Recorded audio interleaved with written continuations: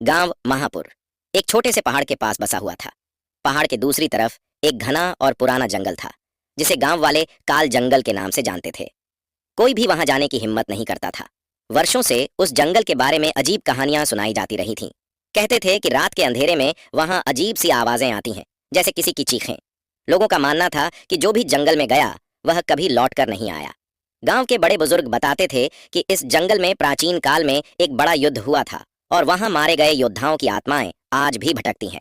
गांव के लोग इस मान्यता के कारण रात को कभी जंगल की ओर नहीं जाते थे, मगर बच्चों के लिए ये सब बातें सिर्फ कहानियां थीं और वे हमेशा उत्सुक रहते थे कि इस जंगल के अंदर क्या छिपा है।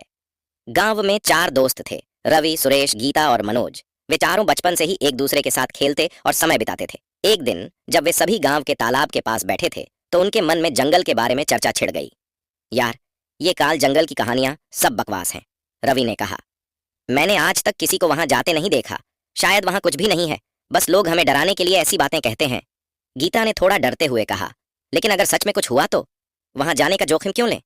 सुरेश और मनोज भी सोच में पड़ गए, लेकिन रवि की जिद के आगे सबकी हिम्मत बढ़ गई। आखिरकार उन्होंने तय किया कि अगले दिन सुबह वे जंगल की सच्चाई का पता लगाने जाएंगे। अगले दिन सुबह चारों दोस्त जंगल की ओर निकल पड़े। जैसे जैसे वे जंगल के करीब पहुंचे, हवा में एक अजीब सी ठंडक थी। पेड़ ऊंचे और घने थे, जिनकी शाखाएं एक दूसरे में उलझी हुई लग रही थीं। हर कदम पर उन्हें लग रहा था कि कोई उन्हें देख रहा है, पर रवि की हिम्मत बनी रही और वे आगे बढ़ते गए। जंगल के अंदर घुसते ही उन्हें एहसास हुआ कि यह जगह वैसी नहीं थी जैसी उन्होंने सोची थी। वहां की हवा भारी और बोझिल थी और हर तरफ एक अजीब सन्नाटा छाया हुआ था। उन्होंने देखा कि कई जगह पेड़ों पर अजीब निशान बने हुए थे, जैसे किसी ने उन्हें जानबूझकर खरोंचा हो। सुरेश ने डरते हुए पूछा, ये निशान किस चीज के हैं? रवि ने हंसते हुए कहा, ये तो शायद जानवरों के होंगे। तुम लोग बेवजह डर रहे हो। लेकिन जैसे ही वे आगे बढ़े, गीता को एक अजीब सी आवाज सुनाई दी, जैसे कोई धीमे से उनका नाम पुकार रहा हो। उसने रुककर अपने दोस्तों से कहा, तुमने कुछ सुना? मनोज ने ध्यान से सुना, लेकिन कुछ भी नहीं सुना। तुम्हारा वहम होगा, उसने कहा, पर गीता के चेहरे पर चिंता की लकीरें साफ दिख रही थीं। जंगल के और अंदर जाते हुए उन्होंने एक पुराना और टूटा फूटा मंदिर देखा। मंदिर के पास एक बड़ा सा पेड़ था, जिसके नीचे सफेद कपड़े में लिपटा कुछ रखा हुआ था। उनके कदम अनजाने में उस ओर खींचते चले गए। जब वे उस पेड़ के पास पहुंचे तो उन्हें एहसास हुआ कि वह एक शव था, जो कई सालों से वहीं पड़ा था। उसकी आंखें खुली हुई थीं, जैसे मरने के बाद भी वह कुछ देख रहा हो। सुरेश ने जोर से चीखते हुए कहा, हमें यहां से तुरंत निकलना चाहिए। लेकिन रवि ने उसे रोका, नहीं, हम इतनी दूर आ चुके हैं, अब वापस जाना बेवकूफ़ी होगी। हमें और आगे देखना चाहिए। जैसे ही वे आगे बढ़े, जंगल और भी डरावना हो गया। अब हवा में सिर्फ ठंडक ही नहीं, बल्कि एक अजीब सी गंध भी थी, जैसे कुछ सड़ रहा हो। पेड़ों की शाखाओं के बीच से छाया में कुछ हलचल हो रही थी, पर कोई भी उसे साफ नहीं देख पा रहा था। अचानक गीता ने पीछे मुड़कर देखा और जोर से चिल्लाई। वहां पेड़ों के बीच में एक काले साये ने उसे देखा। वह साया धीरे धीरे उनके करीब आने लगा। सभी दोस्त डर के मारे वहीं जम गए। सुरेश ने कांपते हुए कहा, ये कोई जानवर नहीं है। वह साया अब और साफ हो गया था। उसकी आंखें लाल हो चुकी थीं और वह लगातार एक अजीब सी गुर्राहट कर रहा था। अचानक वह तेजी से उनकी ओर दौड़ा।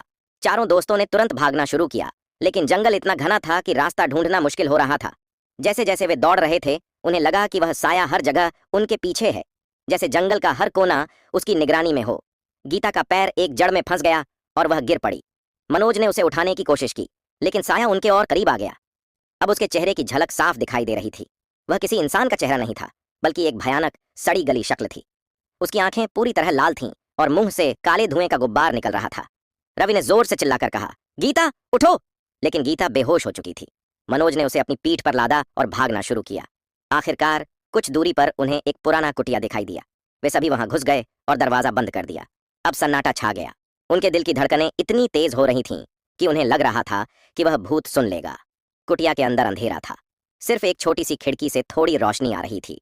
जब उनकी आंखें अंधेरे में ढल गईं, तो उन्होंने देखा कि दीवारों पर अजीब चित्र बने हुए थे, शैतानी आकृतियां और अज्ञात प्रतीक।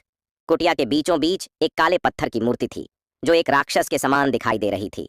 सुरेश ने कांपते हुए कहा, हमें यहाँ नहीं रहना चाहिए। ये जगह भी सुरक्षित नहीं है।